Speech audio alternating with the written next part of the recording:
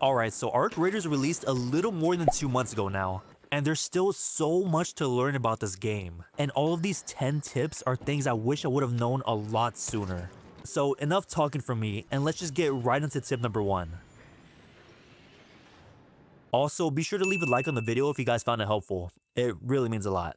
So this first tip involves the barricade, and you could use it to reach some really high up spots to get around the map easier. So obviously no matter what I do, there's just no way that I'm going to be able to mantle up on this wall. But if you take out your barricade and place it really close between yourself and the wall you want to mantle on, then you could, as soon as the barricade places, spam your vault button and you'll be able to mantle on top of the barricade and then onto the ledge. A little pro tip that I found that made this trick even more consistent is once the barricade is placed, if you immediately look up and spam your vault button, then you'll have much more success of being able to mantle over the barricade and then mantle once more on the higher up ledge. Alright, so let's say a door is barricaded and you need to breach it in order to get inside. Now normally, when we start breaching, our camera will be locked in place, and we're barely able to look left and right to check our sides. Well, instead of approaching the barricaded door in the middle and breaching, walk up to either side and then begin to breach.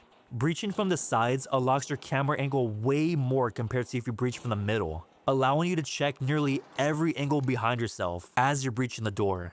Jumping over to tip number 3, there's a more optimal way of using smoke grenades instead of just using them while fighting or looting a raider. So if you end up getting spotted by any type of arc in the game, you could actually throw your smoke grenade down at yourself and just sit there for a few seconds. Doing this blocks the arc's visibility from you, and you could use that opportunity to escape instead of having to fire like multiple shots at it and creating so much noise for nearby raiders. I actually ended up testing this theory with the most feared arc in the game. My squad and I were getting ready to extract until I saw a shredder patrolling the extract. It ended up spotting me as I approached it, but I immediately threw a smoke down and was able to push the button without being chased. As we were waiting for the doors to open, this thing literally wanted me over my 2 teammates that were just bundled up together. I luckily had another smoke grenade and tossed it on myself, and my team and I were able to get out of there without taking any damage from the shredder. Okay, so tell me why I'm level 75.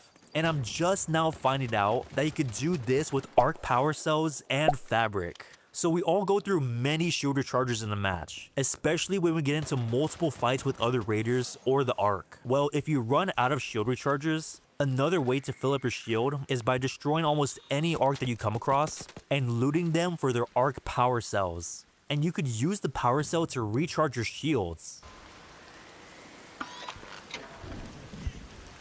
Now, fabric is much easier to come across. You could get them from Scrappy or find them literally anywhere while looting.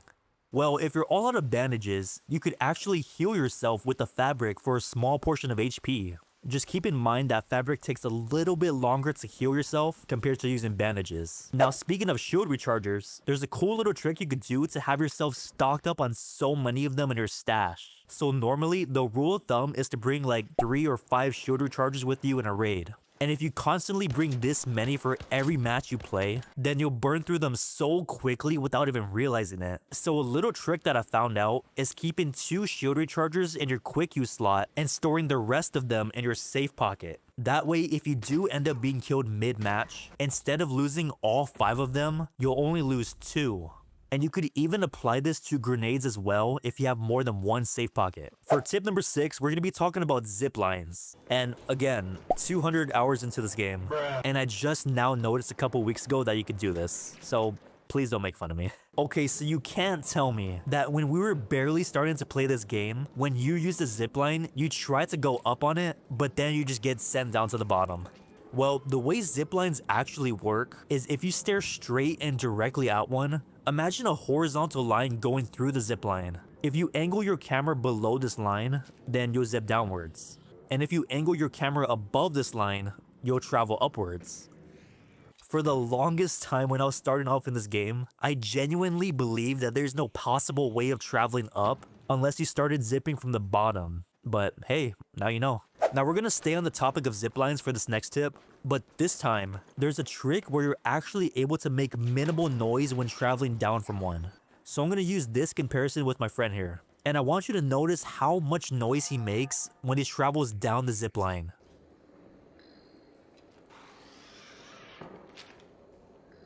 And compare that to the minimal noise he makes when using this trick.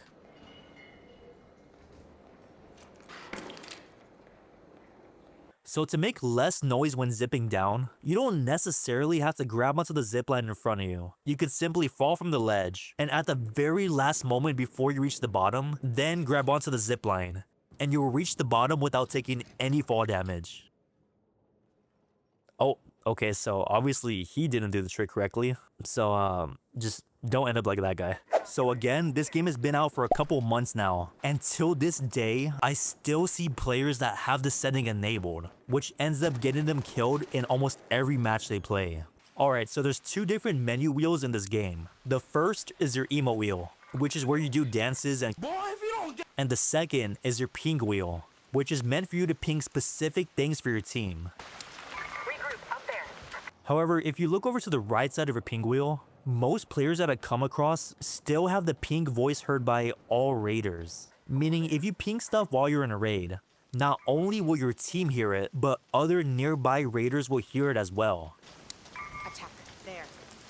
Which will give away your position and get you eliminated. So go ahead and switch it over to squad only. That way only your team will be able to hear your pings. Another setting that you should have enabled is night mode. You can find this option over in the settings and under the audio tab.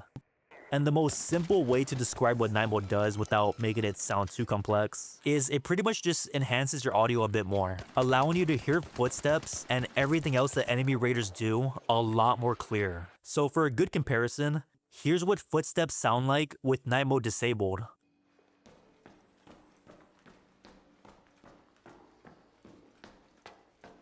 And now with night mode enabled.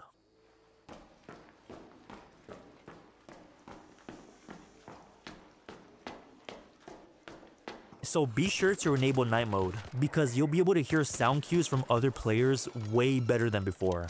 Now this last tip is really important to understand, especially when you're in gunfights with other raiders. So there's this big misconception with how shields work in this game, and I'm here to simplify that and show you. When you have a shield equipped, it will only block a portion of bullets that are being shot at you. And of course, the better the shield you have on, the more bullets that it'll block. So when you're being shot at, your shield bar will go down, but people also forget that your health bar will go down at the same time. You see, the way Arc Raiders works is the better the shield you have on, the more bullets it'll block for your health bar. Think of it kind of like wearing body armor. So what this means for you is it's actually better to heal your health bar first when you're low, instead of prioritizing on healing your shield first. Now be sure to give this video a like if you guys found it helpful, because it'll be much appreciated. And also consider subscribing to the channel for more useful tip videos like these. And check out this video as well if you haven't already. I'll see you guys in the next one.